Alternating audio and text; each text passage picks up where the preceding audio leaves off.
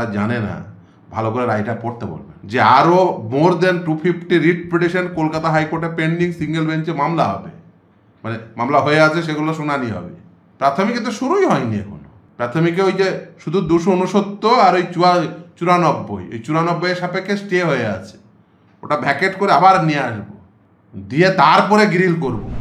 আজকের দিন পর্যন্ত ওই যে বলছেন সাংবাদিক সম্মেলন করেছে, ওকে বলবেন যে প্যানেলটা দেখাও বন্ধু, ওর ক্ষমতা নেই, ও তো মানে কোম্পানির কর্মচারী, কোম্পানির মাল কিনার ক্ষমতা নেই।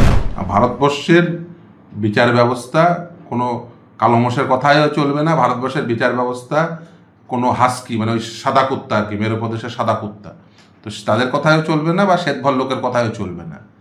ভারতবর্ষের বিচার ব্যবস্থা, ভারতবর্ষের নিশ্চিতভাবেই সংবিধান সম্মতভাবে, আইনসম্মতভাবে 32,000 ছেলেকে কিভাবে চাকরি খেয়ে দিল? কারা? না সিপিএম এর কয়েকজন উকিল। ওদের লোকগুলোর চাকরি হয়নি বলে, ওদের কয়েকজনের চাকরি হয়নি বলে গোটা পশ্চিমবাংলায় চাকরি খেতে হবে। গোটা পশ্চিমবাংলায় যা সিলেকশন প্রসেস আছে সব শেষ করে দিতে হবে। আর পড়লোকে কার্ল মার্কসের শিষ্য জাস্টিস অভিজিৎ গাঙ্গুলির মাথা। এসএসসি মামলায় 26,000 লোকের যে সার্ভিস দিয়েছিল সেগুলো টার্মিনেট হয়েছে কেন? তার কারণ মমতা বন্দ্যোপাধ্যায় দুর্নীতি করেছে। মমতা বন্দ্যোপাধ্যায়ের ক্যাবিনেট সিদ্ধান্ত নিয়েছে যে সুপার নিউমেরিক পোস্ট ক্রিয়েট করবে। সেই সিদ্ধান্ত চ্যালেঞ্জ করা হয় কলকাতা হাইকোর্টের মহামান্য বিচারপতি বিশ্বজিৎ বাসু। সেই মমতা বন্দ্যোপাধ্যায়ের নেওয়া সিদ্ধান্ত অনুযায়ী যে সুপার নিউমেরিক পোস্ট ক্রিয়েট করেছিলেন, তার গোটা ক্যাবিনেট বসে সেই সুপার নিউমেরিক পোস্ট ক্যান্সেল করেছে। যে কারণে আমাদের চেম্বার অ্যাটাক করতে গেছিল। ওরা বুঝেছিল যে বেসিক্যালি জিততে পারবে না মামলায়, ওসব করে লাভ হবে। ও যত বলবে তত আরও দৃঢ়তার সঙ্গে।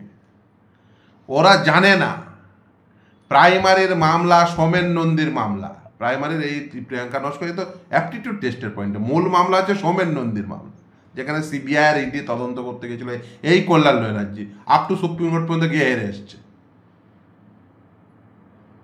সেইখানে প্রাথমিক তদন্তের নির্দেশ দিয়েছিল সিবিআই, প্রাথমিক নিয়োগ প্রক্রিয়া সিবিআই তদন্তের নির্দেশ। সেখানে মিউনিসিপ্যালিটি স্ক্যামেরও তদন্ত, মানে তদন্তে উঠে গেলো মিউনিসিপ্যালিটিতেও স্ক্যাম হয়েছে, একইভাবে নিয়োগের দুর্নীতি হয়েছে।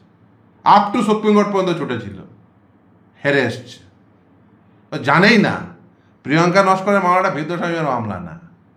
এখন তারা এসছে সুপ্রিম কোর্টে, অবশ্যই লড়বো। আমি বিকাশবাবুকে ফোন করেছিলাম, তারা যেদিন আমার চেম্বারে আসে, বলে হ্যাঁ অবশ্যই তাদের হয়ে লড়বো। আজকেও তারা এসছে, প্রিয়াঙ্কা নস্কর, অমিতরা, তাদের মামলা লড়বো, নিঃসন্দেহে লড়বো। যে যে পয়েন্টগুলো এখনও এক্সিবিট করতে হবে সেই সমস্ত পয়েন্ট এক্সিবিট করব, লড়বো। এবং শুধু তাই না, ওরা জানে না, ভালো করে রায়টা পড়তে বলবেন যে আরও মোর দেন 250 রিট পিটিশন কলকাতা হাইকোর্টে পেন্ডিং, সিঙ্গেল বেঞ্চে মামলা হবে, মানে মামলা হয়ে আছে, সেগুলো শুনানি হবে। প্রাথমিকে তো শুরুই হয়নি এখনো। প্রাথমিকে ওই যে শুধু 269 আর ওই 94, এই 94 সাপেক্ষে স্টে হয়ে আছে, ওটা ভ্যাকেট করে আবার নিয়ে আসবো, দিয়ে তারপরে গ্রিল করব। ও তো গ্রিল করা বাকি আছে। ও যা করেছে প্রাথমিকে শুরু হয়েছে একেবারে টেন্ডারের থেকে দুর্নীতি। একটা কোম্পানি, আপনাকে যদি পরপর বলে সব আলোচনা আছে নাকি এই রায়ে? কিচ্ছু নেই, এ কারণে এই রায়ের সাবজেক্ট ম্যাটার ছিল না। একটা কোম্পানি নিয়োগ প্রক্রিয়ায় অংশগ্রহণ, নিয়োগের টেন্ডারে অংশগ্রহণ করলো। সেই কোম্পানিটাকে কালীঘাটের সিএ ফার্ম, কালীঘাটের মমতা ব্যানার্জি আর কালীঘাটের সিএ ফার্ম, বুঝে যান। তারা কালীঘাটের একটা চার্টার্ড অ্যাকাউন্টেন্ট ফার্ম, তারা নিয়োগের যে ওএমআর শিট মূল্যায়ন করবে, সুন্দর করে মূল্যায়ন করেছে। তারপরে ওএমআর শিটের হার্ড কপিও হাফিস, ওই ওএমআর শিটের মিরর ইমেজও হাফিস, কেট গেল। এবার সিলেকশনের ওএমআর শিট ভালো করে হাফিস করতে পেরেছে বলে তাকেই সিলেকশনের দায়িত্ব দিল, আর কোনো কোম্পানিকে ডাকলো না, কোনো টেন্ডার হলো না, দিয়ে তাদেরকে দিয়েই সবটা কন্ডাক্ট করালো। ইন্টারভিউ যে নেওয়া হয়েছে, ইন্টারভিউয়াররা যে শিটে নাম্বার দিয়েছে তার কপি আছে? আজকের দিন পর্যন্ত ওই যে বলছেন সাংবাদিক সম্মেলন করেছে, ওকে বলবেন যে প্যানেলটা দেখাও বন্ধু, ওর ক্ষমতা নেই, ও তো মানে কোম্পানির কর্মচারী, কোম্পানির মাল কিনার ক্ষমতা নেই। একটা মোরা পচা গলা একটা জীবকে প্রতিষ্ঠানের কোনো একজন তাকে প্রাণ দিতে চাইছে, ওরে প্রাণ নেই, ও পচা গলা চলে গেছে। যা বোঝার সব বুঝে নিন, এর চেয়ে তো বেশি খুলে বলা যায় না,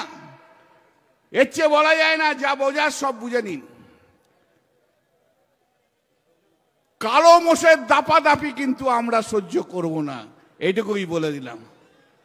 কালো মোষের দাপাদাপি সহ্য করব না। 44 বছর প্র্যাকটিস করছি, 45 বছর প্র্যাকটিস করছি, কারোর চোখ রাঙানির কাছে মাথা নোয়াবো না। আগামী দিনের লড়াই থাকবে, পারলে লড়ে নিন।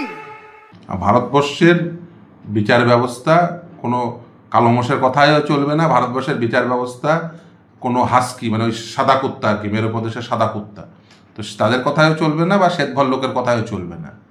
ভারতবর্ষের বিচার ব্যবস্থা ভারতবর্ষের নিশ্চিতভাবেই সংবিধান সম্মতভাবে, আইনসম্মতভাবে, কাগজপত্র দেখে হবে, যেটা আগেও হয়েছে, এখনও হচ্ছে, ভবিষ্যতে হবে।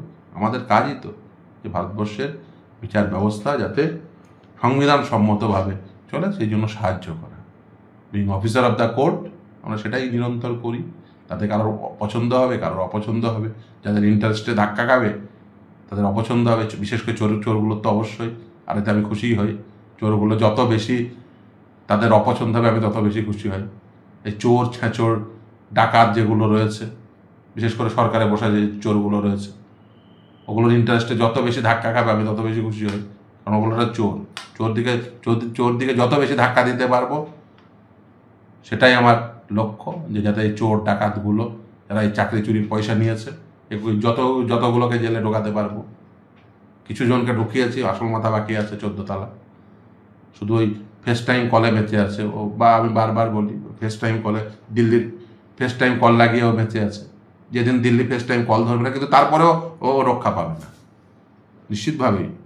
এবার থেকে ওই ডিফ্যাক্টো কমপ্লেনেন্টের হয়ে নিচের কোর্টে গিয়ে ওই কেন এরপরে এই লাইনে যাচ্ছে না, মনে পড়ে সেই সমস্ত দিনের কথা,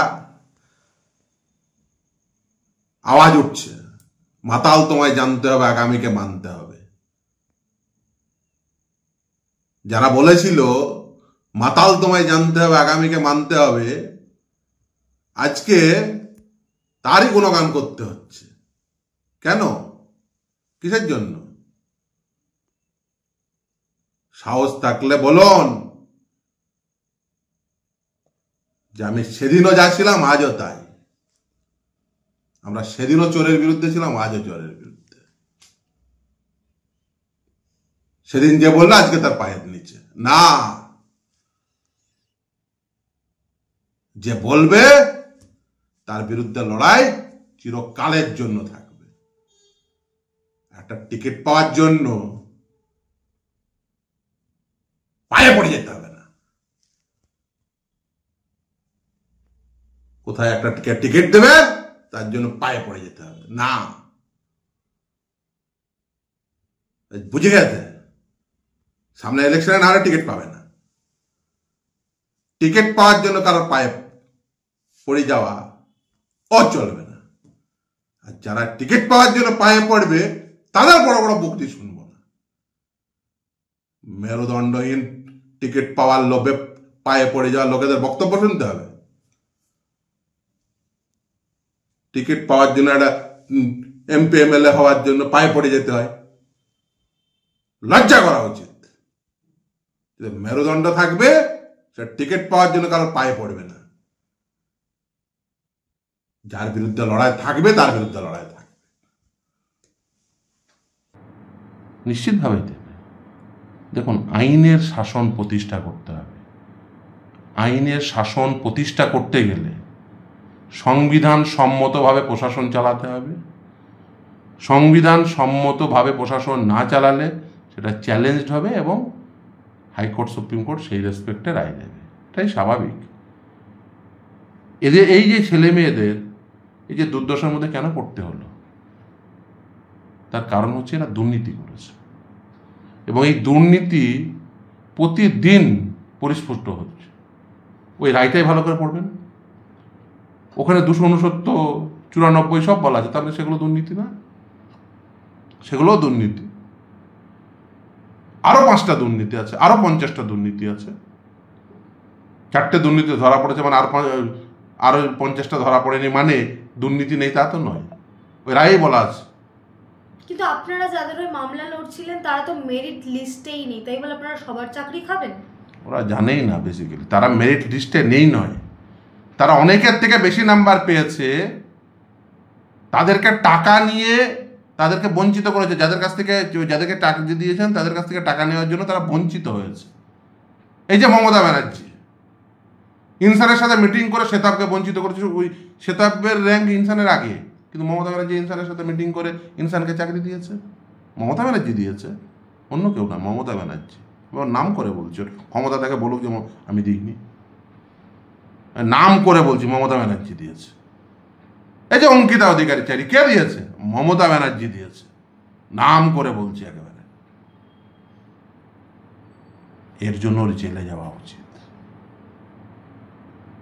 প্রাথমিকের 3rd সাপ্লিমেন্টারি চার্জশিটে কাকুর কণ্ঠ উঠে এলো, কাকুর কণ্ঠে নাম উঠে এলো, আর তদন্ত আগাচ্ছে না। তারপরে ওই লাইনে তদন্তই হচ্ছে না, ঢুকছে না, তদন্ত বেলাইন হচ্ছে। ও ঠিক টেনে লাইনে নিয়ে আসবে, ছাড়বো নাকি? আমরা জানি কি করে লাইনে আনতে হয়। দেখেন তো শুরু হয়েছে, যে লাইনে ঢুকেছে ও ভাবছেন ও লাইনে আর আগাবে না তদন্ত। ও ফেস টাইমের কল বেশি দিন ধরবে না দিল্লি, আর ধরলেও কি করে টেনে লাইনে আনতে হয়। ডিফ্যাক্টো কমপ্লেনেন্টের হয়ে বিদ্যাসামী দাঁড়াবে, চিন্তা করছেন কেন? ওই যে প্রাথমিকের ওই যে সিবিআই ইডির তদন্ত হচ্ছে, সোমেন নন্দীর হয়ে বিদ্যাসামী দাঁড়াবে ওই নিচের কোর্টে গিয়ে। এবার থেকে ভাবছেন লাইন বেলাইন হবে, ও বেলাইন হতে দেবো না, টেনে লাইনে নিয়ে আসবো।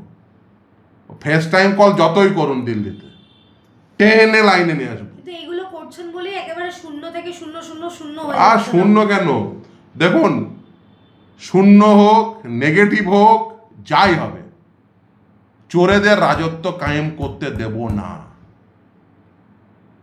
ধর্মীয় উস্কানি দিতে দেব না।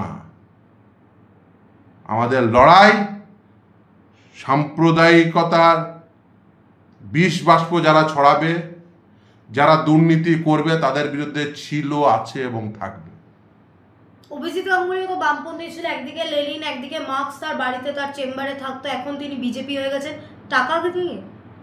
একদমই না। দেখুন, অভিজিৎ গঙ্গোপাধ্যায় সম্পর্কে দেখুন, তার রাজনীতির সঙ্গে আমার 1000 মতো পার্থক্য থাকতে পারে, কিন্তু এটা ঠিক যে সে যা সাহস দেখিয়েছিল, তিনি যা সাহস দেখিয়েছিলেন, সেই সাহসের ফলে অনেকটা উন্মোচিত হয়েছে। দেখুন, প্রাথমিকের রায় হতো তো তার, এই যে আপ টু সুপ্রিম কোর্ট পর্যন্ত গিয়ে হেরে এসছেন। এই এসএসসির রায়ও তার, একটার পর একটা রায় দিয়েছে। কটা রায় অল্টার হয়েছে? ওই প্রথমেই প্রিয়াঙ্কা নস্করেরটা আমি মনে করি, হ্যাঁ ওই রায়টা আরও যে পিটিশনগুলো পেন্ডিং ছিল একসাথে ক্লাব করে দিলে ও অন্য জিনিস হতো। সেটা ওই শুধু প্রিয়াঙ্কা নস্কর না, আরও যা পিটিশন পেন্ডিং ছিল, বিশেষ করে লেস মেরিটিয়াস ক্যান্ডিডেটরা চাকরি পেয়েছে অথচ মোর মেরিটিয়াস ক্যান্ডিডেট ডিপ্রাইভড হয়েছে, সেই মামলাগুলো সব ক্লাব করে একসাথে রায় দিলে বেটার হতো। আর এইসব বলে টলে লাভ হবে না। কেন? আইনে বিচার হবে নথি এবং আইনের মানদণ্ডে। মানবিকতা নেই আপনাদের? দেখুন, চোরেদের সাথে কি মানবিকতা? চোর গুন্ডা সবাই তো চোর নয়। অবভিয়াসলি যে কটা বলছে, যে কটা মানে এই মঞ্চে দাঁড়িয়ে বলছে, আর সবার আগে সর্বপ্রথম যাকে জেলে ঢোকাতে হবে সে হচ্ছে মমতা বন্দ্যোপাধ্যায়। তার রাজত্বে যেভাবে দুর্নীতি মাথা চাড়া দিয়েছে। বাংলার মানুষ একাট্টা হবেই হবে এবং বাংলার মানুষকে একাট্টা করতেই হবে এই দুর্নীতিগ্রস্তদের বিরুদ্ধে।